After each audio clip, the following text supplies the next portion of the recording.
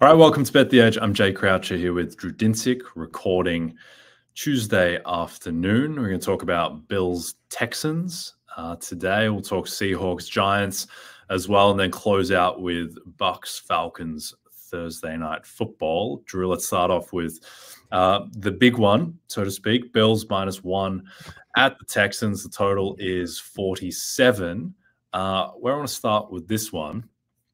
What do you think is happening with Houston's offense at the moment? Because the Texans right now rank 17th in EPA per play as an offense. I think this was expected to be a top 5 unit.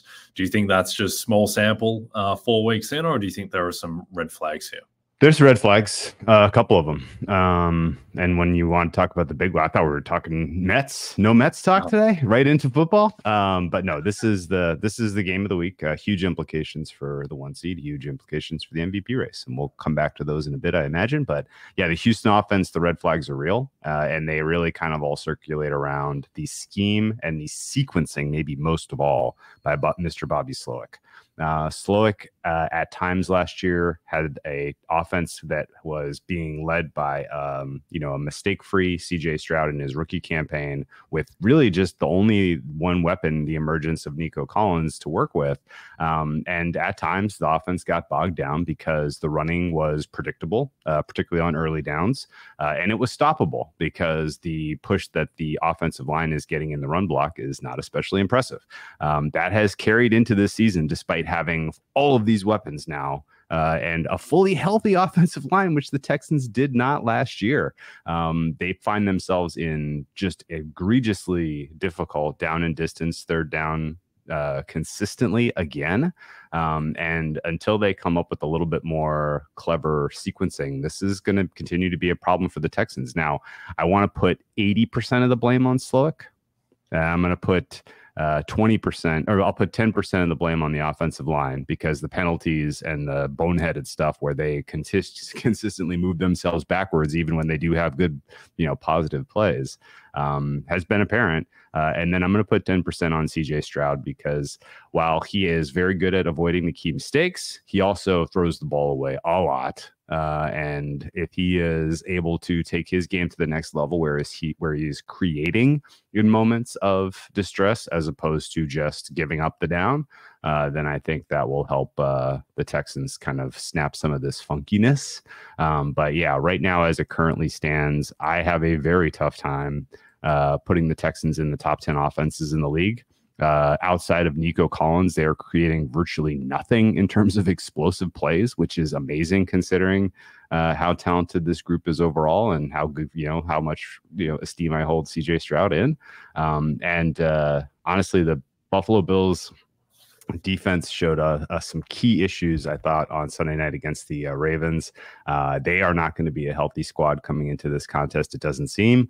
And so this is maybe a bit of a get right spot against for the Houston offense. But this is like the third time I've said that this season, and I'm starting to really lose confidence in Mr. Slowick. What do you think Nico Collins' usage looks like when this team is at full strength? Because we haven't really seen that. He's right now basically consensus 4th favorite for offensive player of the year in the 9-1, 10-1 range. A lot of that production has come without Tank Dell or Joe Mixon. When we have Dell and Mixon back, do you think he's still going to be, a guy who's flirting for lead league and targets and lapping the league in receiving yards? Yeah, I do. I don't know that he's going to ultimately be your number one at the end of the day in the offensive player of the year race. I think Justin Jefferson still deserves a ton of respect in that category. But he's going to be in the top 3, I think, at the end of, when the dust settles. The two key things I would bring up about Nico Collins is he has been unbelievable in terms of point of the catch, in terms of just making plays and creating separation down the field. And he has been very, very good at generating yards after the catch in the short and intermediate game. And, it weirdly is a little bit hand in glove, where they put themselves in situations where the only guy that can get him out of it is Nico Collins. And so I think his usage in terms of these long third downs is going to continue to be the guy that CJ Stroud has the most confidence and trust in terms of pushing the Nico button. So there's definitely an argument to be made that his usage will at least kind of maybe not peter, but, have some off weeks. Which is reasonable, but so will every alpha wide receiver one as they go up against better coverage. And honestly, like, you're asking this question at the right time, because the other side of the ball in this game is going to be Christian Benford, who's been playing the best cornerback so far in the NFL this year. And so, as it stands this moment, you have your top performing wide receiver, top performing cornerback going head to head, and that is going to be kind of a matchup within the matchup that's going to be awesome to watch. Yeah, he gets Benford, and then it's probably going to be Christian Gonzalez, Jair Alexander, and Sauce Gardner coming up after Trayvon Diggs. Like, it is a pretty tough schedule of opposing cornerbacks, but we'll see. That stuff is difficult to project. Any specific angle to bet this game, you think, Drew? Any way to bet these teams in particular in any longer-term markets? Well, I was hoping to catch the Bills at a sell high, but they're belly flop on Sunday Night Football prevented that. And so I think the market is exactly square here. I make this a dead pick 'em. I'm projecting both teams' median expectation to get to 24 points here, which means that my median total overall would be 48. As you can see, the market has ticked up from 46.5 to 47, 48 in some spots. I agree with the directional movement there. I did bet some over 46.5 at current market price. If it's a juicy 47 or 47.5 or 48, I think I'm a pass there. But gonna be some very obvious and opportune in-game betting situations here. I do believe that the Texans are a team that is going to be able to come back with their ability to create a pass rush and just in general, the wide receivers that they have available in this game with their backs against the wall. We've seen them come back already this season. I would believe in them live. And then similarly, the Buffalo Bills, if this is a 2-score margin, I'm out. I don't think their passing game is nearly explosive enough to overcome what looks to be an elite pass rush combined with, obvious passing situations. So, I would say that live opportunities to back the Texans, live opportunities to fade the Bills, depending on game state. Okay. All right. Dominate this NFL season with a Fantasy Life Plus subscription. Get weekly rankings, start sit advice, DFS analysis, and betting tools. Use promo code season20 for 20% off. Go to fantasylife.com/rotoworld to learn more. All right. Seahawks coming off a explosive loss, high scoring, obviously, against the Lions on Monday Night Football. They are 6-point favorites against the Giants, total 43.5. Giants with a little bit of extra rest. With this one, where I wanted to start, I think the Giants are somewhat of a known commodity at this point, and I think the Seahawks offense is a relatively known commodity too. It's just good. What do you make of the Seahawks defense, though? Do you think that getting lit up by the Lions was just mainly a product of them missing like their entire defensive line, or do you think there are broader concerns? No, it was almost certainly that aspect of it, because kind of the rubric for Jared Goff having a good game is he facing interior pressure? And when you are missing all of your interior D-line, that tends to be difficult to generate that pressure. And for those reasons, I think that was not a coincidence that Goff had a quote-unquote perfect game, at least in terms of completions, considering he was up against a team that had 5 of their most important front 7 absent. And I was kind of frustrated because I was hoping this was going to be a bellwether game for the Seahawks defense and learning something about them, and I feel like we didn't. I thought that the key important injuries, obviously, to track for the Seahawks that will matter for this game include Mafe, Leonard Williams. Now add Love, who was playing really well at safety to the mix in terms of tracking, because he's a huge part of their ability to stop yards after the catch and really just defend things over the middle. So, a lot of concern now about the Seahawks, because it turns out we did learn one thing: their defense, their scheme is not personnel agnostic. You still need good players to execute good scheme if you're Mike McDonald. And I didn't think that there was much of a hope once we got the kind of final news on the injury status of all those players. But I do think that there was a little bit of surprise to me at the fact that all of those guys were unavailable. And I know it's a short week, and maybe it's asking or hoping for a lot that they're all, these guys are all able to bounce back, or at least half of them are. But I was caught a little bit by surprise, a little flat-footed on how serious the injuries were in terms of all of those guys missing. And I think the chances for Baker coming back at the linebacker level, Nwosu coming back at the linebacker level are definitely likely, if not, sure. And then you just need really one of the two big boys in the middle to be available, so that there's not huge running lanes available for the Giants running game to finally get going. So the Giants O-line has played a lot better so far this season than I had anticipated. Certainly, getting at least passable protection has really helped the Giants lean into more of a pass-heavy approach, which you can do when you have weapons that are as outstanding as Neighbors and, to a degree, Robinson.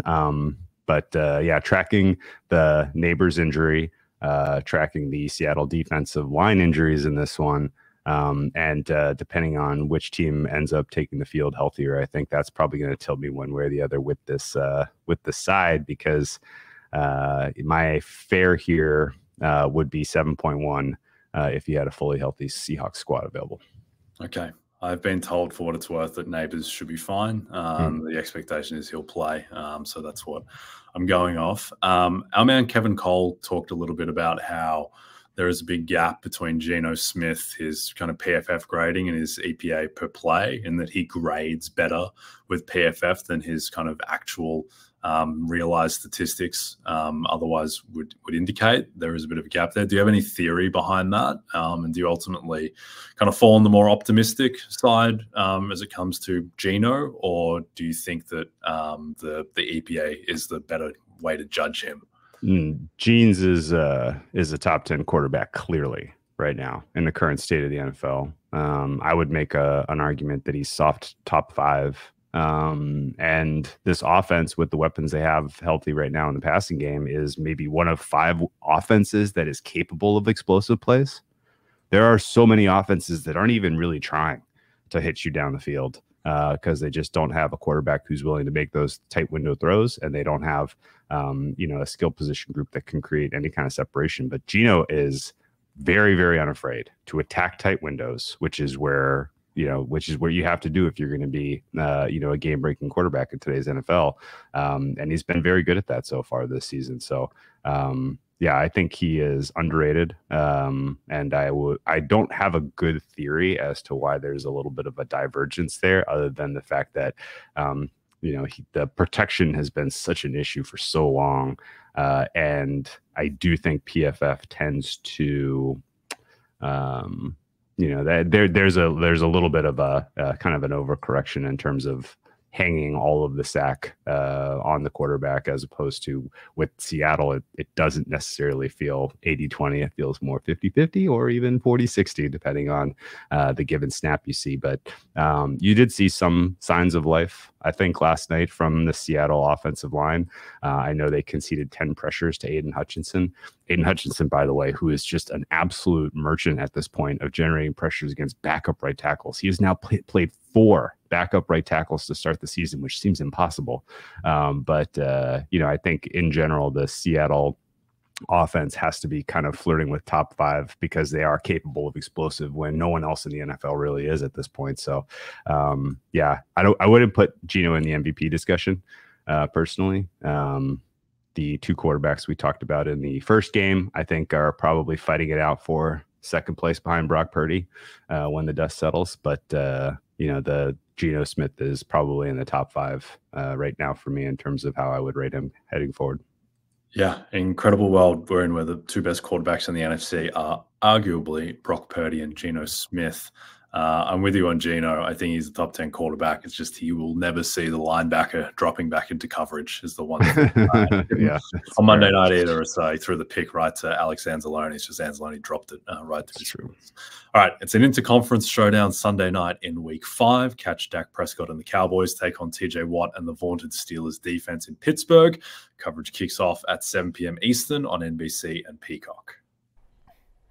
As you all know by now, we've teamed up with BetMGM this season. We'll be using BetMGM lines to make all our picks, and we'll have special offers for our listeners each week. If you haven't signed up to BetMGM yet, use bonus code BETEDGE, and you'll get up to a $1,500 first bet offer on your first wager with BetMGM. Here's how it works. Download the BetMGM app and sign up using bonus code BETEDGE. Deposit at least $10 and place your first wager on any game, and you'll receive up to $1,500 in bonus bets if your first bet loses. Just make sure you use bonus code BETEDGE when you sign up. See BetMGM.com for terms. 21 plus only. U.S. promotional offers not available in New York, Nevada, Ontario, or Puerto Rico. Gambling problem? Call 1-800-GAMBLER. Available in the U.S. Call 877-8-HOPE-NY or text HOPE-NY 467-369 in New York. Call 1-800-NEXT-STEP in Arizona, 1-800-327-5050 in Massachusetts, 1-800-BETS-OFF in Iowa, 1-800-981-0023 in Puerto Rico. First bet offer for new customers only, subject to eligibility requirements. Rewards are non-withdrawable bonus bets that expire in 7 days in partnership with Kansas Crossing Casino and Hotel. Don't forget, if you haven't signed up for BetMGM yet, use bonus code BETEDGE and get your $1,500 first bet offer today. Okay, let's wrap with Thursday Night Football. Bucks at Falcons. Line has come down from Falcons 2.5 to Falcons -1.5. The total is 43.5. Market saying that these teams are basically even on neutral, maybe slight edge to the, basically even on neutral. Do you think that that is correct? I do not. I think that the Buccaneers are slightly better. I think that at full strength here, if they had a full week to get right after a game where they had a couple of important players go out, then I would be banging the table on for Buccaneers money line here. In general, it does feel like what Baker Mayfield is doing in the framework of this offense is being a little underappreciated this year. I don't know if it's because people just aren't watching the Bucs or what, but this offense has been very good. And I think that the kind of outlier bad performance they had against the Denver Broncos doesn't look that bad. And now we have 4 games of context that says the Broncos defense might be legit. And the Falcons defense, I don't know that I feel good about them at all as the Saints move the ball on up and down the field on them, particularly in the high leverage moments at the end of that game. So I think the Buccaneers are going to be able to put a little bit of scoreboard pressure here as you have a couple of healthy weapons. Good luck to the nickelback here for the Falcons covering Chris Godwin. Godwin is an absolute monster in the slot so far this season, and there is no matchup to be had there whatsoever. AJ Terrell can do a fine job, I'm assuming, on some downs against Mike Evans, but I don't think he's putting him in a box. And the pass rush is a little bit meh for the Falcons, as anticipated. Maybe the worst in the NFL, or at least now that I've kind of seen some of the other bad pass rushes, I would say kind of at the bottom. Carolina Panthers and Cincinnati Bengals, you deserve some honorable mention in that category. This is a weird one total wise as I look at a 43.5. And I'm kind of scratching my head. I know it's a short week. I know Thursday Night Football, you tend to see vanilla game plans because there's not enough time for offensive coordinators to really get some, kind of interesting wrinkles into the mix. But I still see these two teams as pretty clear over teams. And I look specifically at what the Falcons did against the Saints in terms of their pass rate over expectation. And if that's who they want to be, if they want to have Kirk Cousins dropping back 30 plus times a game, then that's where I would want to attack Tampa Bay anyway, with some of the absences of key players in the secondary. I'm not expecting Winfield to be available yet. I think he probably comes back in week 6, and he is a hugely important piece in this matchup against the Falcons for the Buccaneers pass defense. And then similarly, there's really not a ton of game-breaking skill at the pass rush for the Bucs right now, outside of being able to generate interior pressure. So this to me looks like all systems go for over 43.5. Yeah, Bucks are the second highest team in pass rate over expectation this year after being negative on that front under Dave Canales last year. What do you make of the Bucks defense, which last year was very It was excellent against the run, terrible against the pass. This year so far, above average against the pass, worst rush defense in the league to this point. Do you think that's just because they played Bo Nix and Jalen Hurts with no receivers, or do you think there's been like a material change in the outlook of that defense? Bo Nix, Jalen Hurts with no receivers, Daniels in his first ever game as a starter, and Jared Goff when they were able to generate some pressure, and really there was huge disconnect between what Goff was doing and what Ben Johnson was asking him to do. So I think if there's a unit that is smoke and mirrors here, like we kind of know Atlanta's defense is not very good, but the numbers would tell you that Bucs are competitive. I would disagree. I think that the way that this team is rostered personnel-wise, and particularly health, I don't think the cornerbacks are talented enough to be left on an island, which is what inevitably happens when, Todd Bowles gets blitz happy. Todd Bowles is blitzing like an absolute maniac. Like, it's fun to watch. Like, don't get me wrong. I would love more kind of risk-taking defensive coaches in the NFL. But he is sending blitzes. Yaya Diaby, I think his blitz percentage is something like 42% of snaps they're sending him, which is awesome.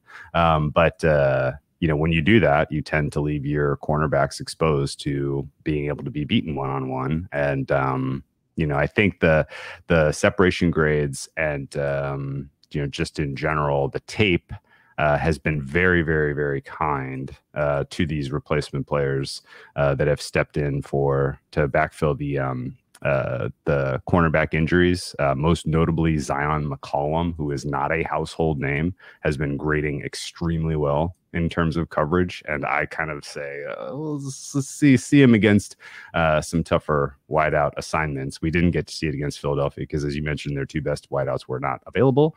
And I think Drake London versus McCollum is pretty important matchup to watch in this one, as Drake London kind of goes criminally underappreciated in his own right. So it's that's kind of the key matchup, in my opinion, that really swings this way, side and total wise. Honestly, I think 44 is still achievable, even if the Falcons offense doesn't entirely take off.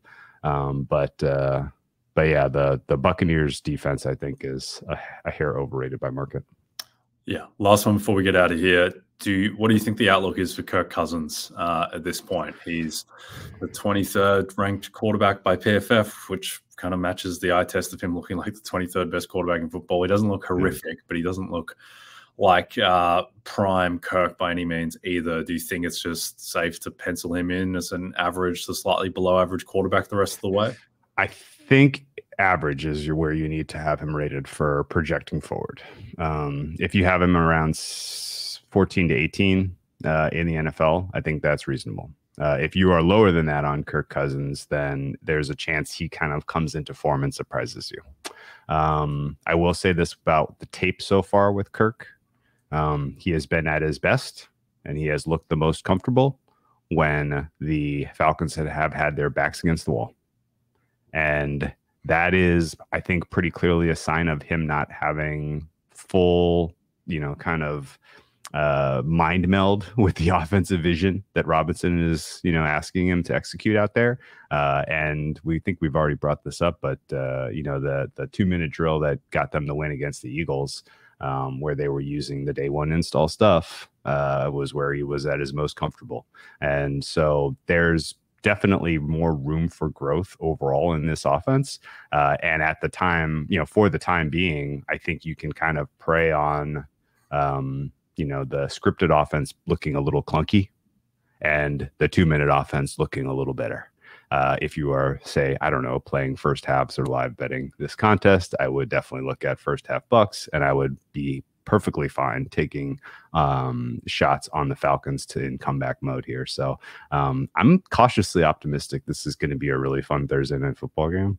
And the stakes are big, right? Like, this is like the last kind of, it's an intermediate milestone surely for the Falcons, but if they get this win and they go to 3-2, they're ending the middle and the end of their schedule is pudding soft. And so this would be a huge win in division. You go, getting 2 wins against your 2 realistic contenders, and then having the schedule turn in your favor while your quarterback gets healthier and gets more comfortable with your system. I think this really does kind of set the stage well for the Falcons to run away with the South if they get the win. And then the flip side, like if the Falcons lose this game, all of a sudden they're under serious pressure to find ways to get back into it, while the Buccaneers would have, some impressive wins of their own to this point in the season. So really a pretty exciting and fun game for just for the shape of the NFC South. Yeah, if the Bucs win this, they're 4-1. Having won that extra game that they have on their schedule as a first place team at Detroit, which was brutal. And then they play New Orleans in 10 days later to potentially go 5-1 and have to tiebreak over both teams in the division. So strange, wonderful world of the NFC South.